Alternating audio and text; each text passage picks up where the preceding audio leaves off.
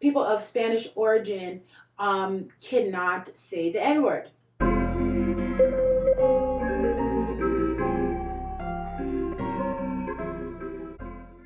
Hey guys, first of all, I hope this camera is focused.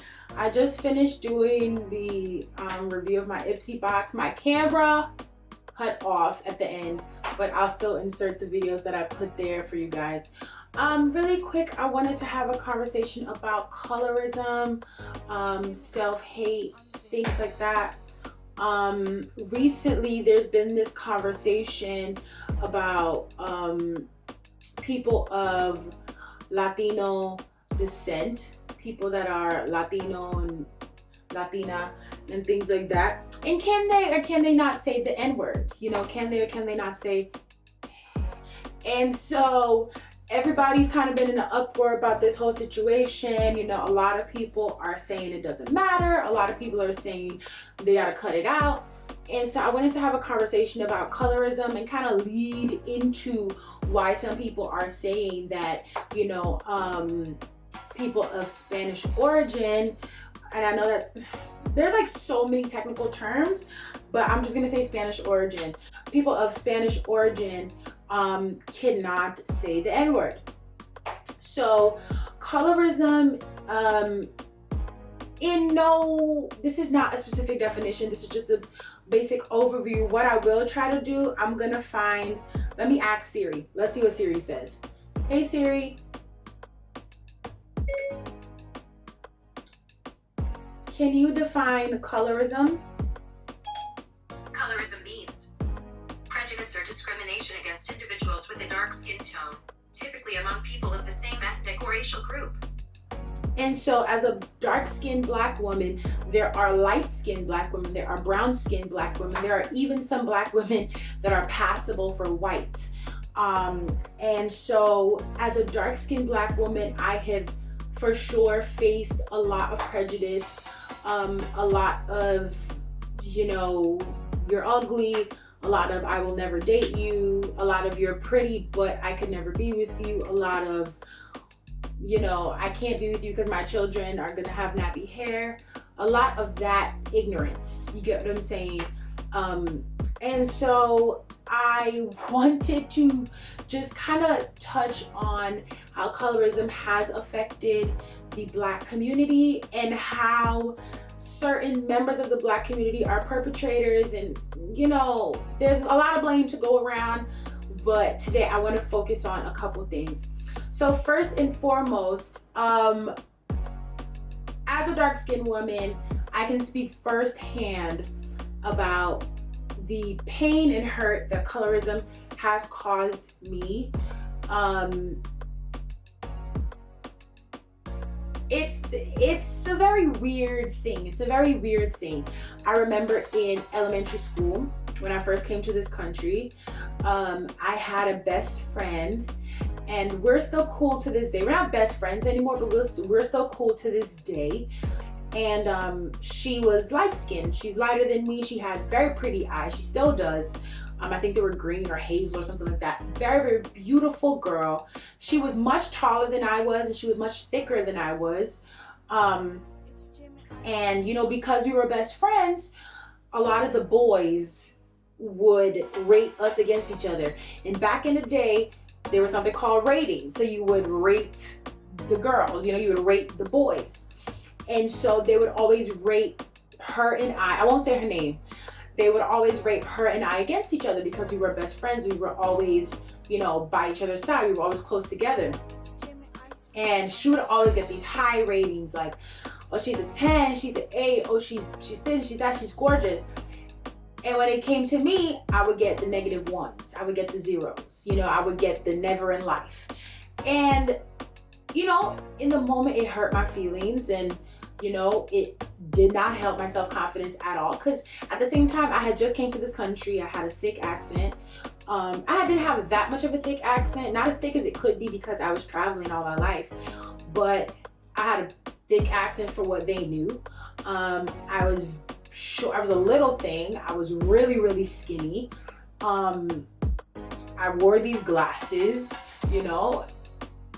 I was not a looker, okay?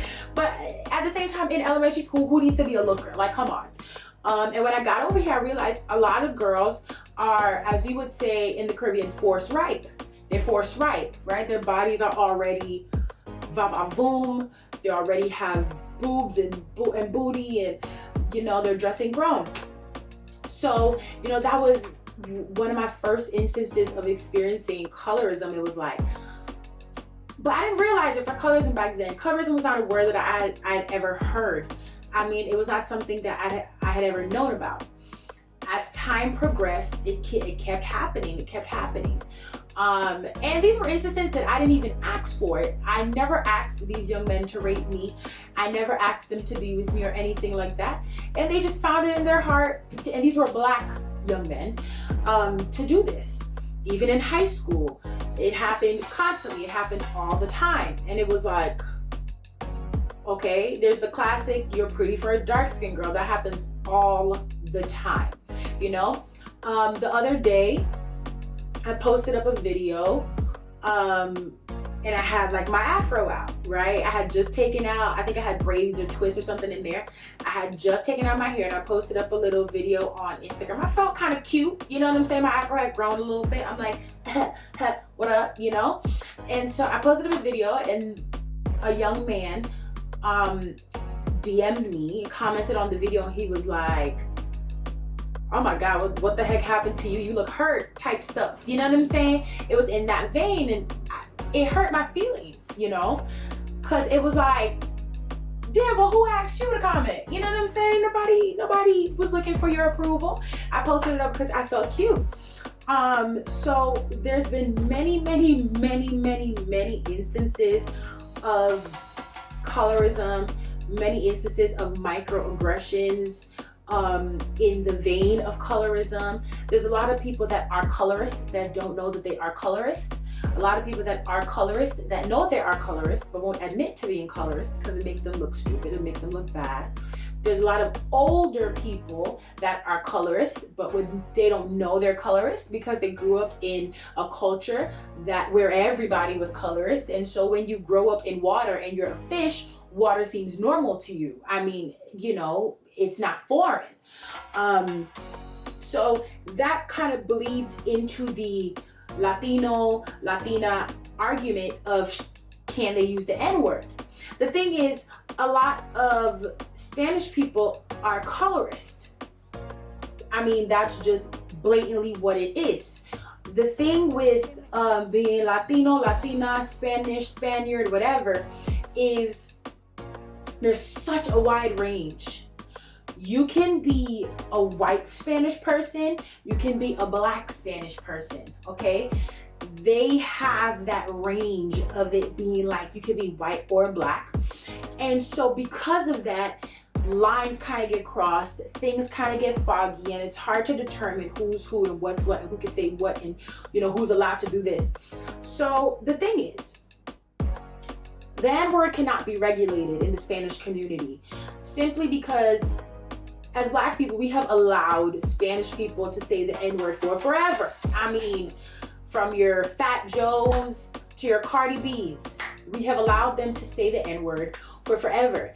And so because of that, now we're at a point where it's too far gone.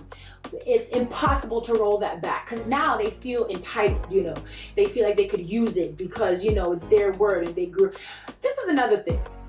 Just because you grew up in the ghetto or the hood, or you grew up in, you know, Harlem, or you grew up in Spanish Harlem, or, you know, you grew up and you were in a gang or whatever and you're Spanish, that does not give you the right to say the N-word. Because guess what? Black and ghetto are not synonymous. Okay? African American and ghetto or poverty are not synonymous. These are things that can be separated. The two do not need each other. They can be separated. Therefore, your argument of, okay, well, I grew up in the hood and, you know, no, that's actually kind of insulting. That's very insulting. Because what you're saying is, because I grew up impoverished, because I grew up in poverty, then I have rights to the N-word. And I'm here to let you know that's not true. That's a falsity. That is not true. That could never be true, okay? Just because I grew up eating empanadas, which I didn't, but I'm just saying as an example, just because I grew up eating empanadas, that means I'm Spanish now? No, that means I'm a black person that likes empanadas. That's it. So this whole argument of, you know, I grew up in the ghetto, so, you know, it should be fine. I don't mean no harm. The thing is that cannot be an argument. You have to get a better argument than that, beloved. You just have to.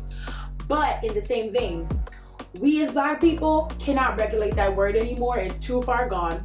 Whoever wants to say it is gonna say it, and that's just the tea that we're gonna have to drink, because that's the same tea that we spilled. So that's just what it is. It's too far gone. Okay, we just have to be careful. We just have to be careful. Once you release a word into the atmosphere, once you release something into the atmosphere, people now feel like they have rights to that word. People now feel that because they're married to a black person, or because their best friend is a black person, which is the classic example.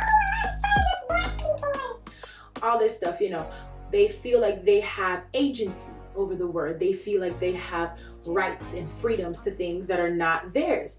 Even myself, as a South American black person, I'm from South America.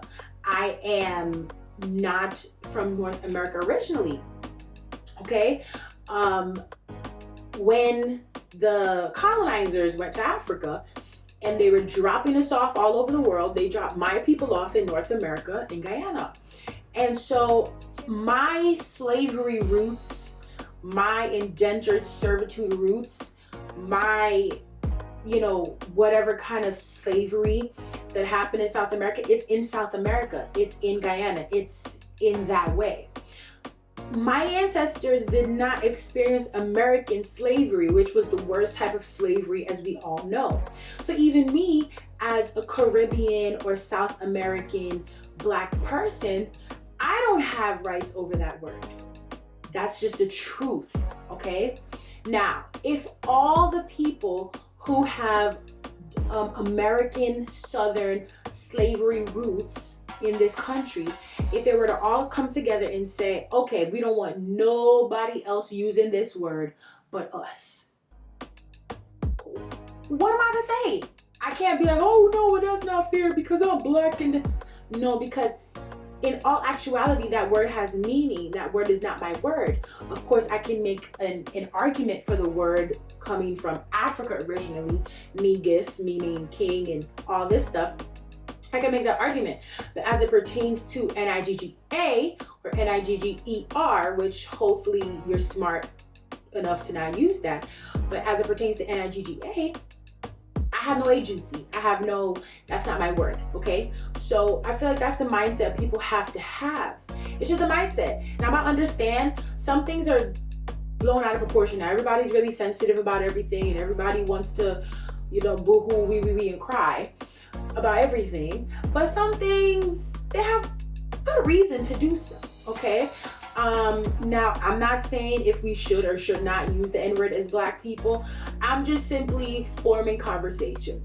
So whatever you guys have to say, if you guys have any comments, what do you guys think about this whole, can Latino, Latina, men and women use the N-word? What do you guys think about that? Yes, no, maybe so? Like, what are your takes on that? I'm super interested in what y'all have to say about that. So let me know down in the comments below. And yeah, I'll be back super soon with you guys for another video. See y'all.